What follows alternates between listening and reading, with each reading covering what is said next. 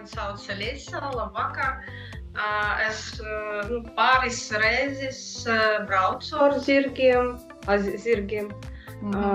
Man tas patika. Jā, paldies, Edgar. Labvakar, es esmu Edgar. Bērnībā es tikai 2 reizes jau ar zirgiem. Bērnībā tikai, jā. Jā. Jelena. Labvakar. Es sēžu uz mugurā tikai bērnībā laukos. Bet man ļoti patīk zirgi. Mēs redzam katru dienu vecākos ir zirgu saimniecībā.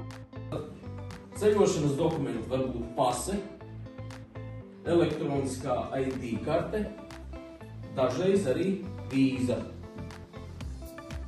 Gribat braukt ar prāmi, vilcienu vai lidmašīnu, neaizmirstiet biļetes. Ja, mūsdienās arī biļetes bieži ir elektroniskas. Ja, viņas var uz papīra, bet var arī telefonā parādīt. Bet aizmirst nedrīkst. Ja. Ceļojumā vienmēr līdzi jāņem skaidra nauda. Skaidra nauda наличными. Ja valstī nav pasteļš uz vienu cilvēku, tāpēc tur gaisā skaidri. Un mājoklis. Jo māja, kurā es dzīvoju, nav siltināta, tā ir veca diezgan māja, un tas nozīmē, lai māju aprunāšu, ka bat apļūst такой дом. Tērē daudz siltumu, viņš vienkārši aiziet gaisā. Nu, tad большей частью. Pienu.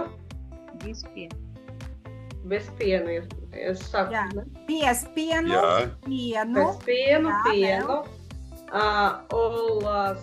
Bez bilkā.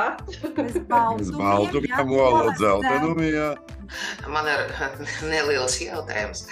Es zinu, ka ir visiem ir veca tradīcija pakart pakavu mājas. Man ir jautājums, kā pareizi pakart pakavu, lai atbaidītu ļaunas gaurus, piemēram, mājas. Tad ir ļoti labs jautājums.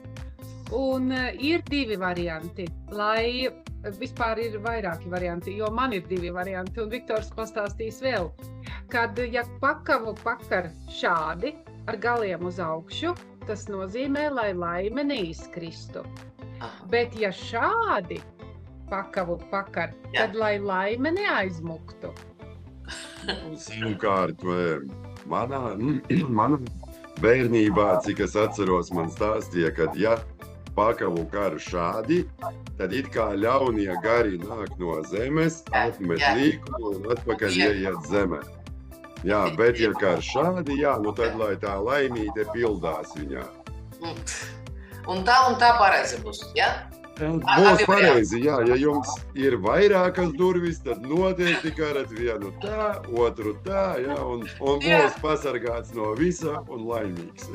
Paldies jums par jautājumu. Tā kā jāiegādājas 2 pakavi. Jā.